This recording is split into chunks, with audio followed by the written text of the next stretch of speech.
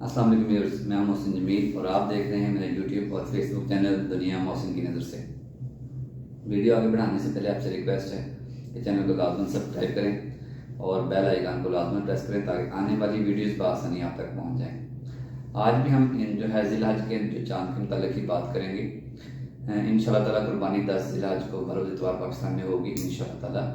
तो कल हमने जब बात की थी कि कुर्बानी किस पर वाजिब है, तो उसमें हमने बताया साहिब निसाब। तो उसके ऊपर अहादीस कुछ लोगों का इतराज़ भी आए, तो उस इतराज़ को के लिए मज़ीद मुझे रिसर्च करनी पड़ी।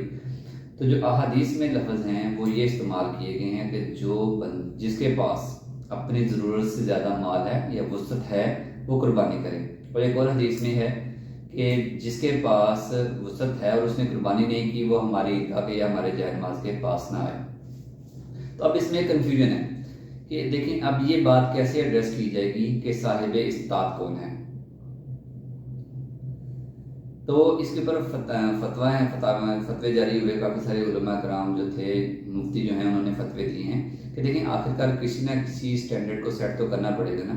तो 52.5 तोले जो चांदी है उसको इसीलिए मेयार बनाया गया है कि उसके ऊपर जो है एक रीज़नेबल अमाउंट बनती है कि अगर एक बंदे के पास जो है 52.5 तोले चांदी के करीब 70-80 हज़ार के राउंड अबाउट अगर कुछ अमाउंट बनती है तो वो उसके ऊपर जो है कुर्बानी वाजिब है।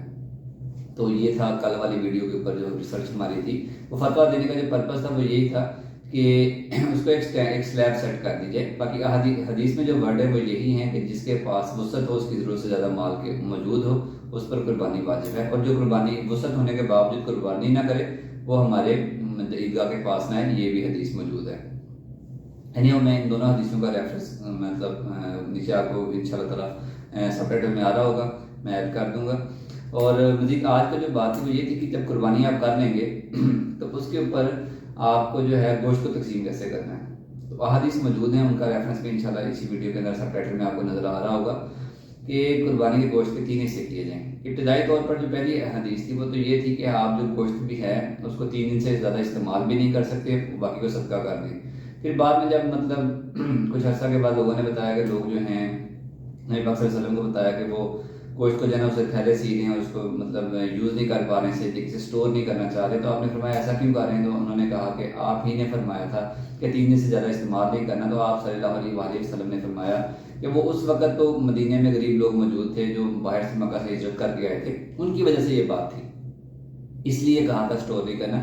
तो कुर्बानी का गोश्त जो है 3 दिन से ज़्यादा स्टोर भी किया जा सकता है। और उसकी तकसीम के ऊपर भी जो बात है वो ये कि कुर्बानी के गोश्त के 3 हिस्से करने चाहिए। पहला हिस्सा आपका अपना, दूसरा हिस्सा जो है वो आपके अजीज़ों का हमसायों का, और तीसरा जो है गरीब मसाकीन का है। तो आपका तो अपना है, आप उसके साथ जो चाहें जैसे जी करें स्टोर करें, उसे रखें, उस पर कोई मानियत नहीं है।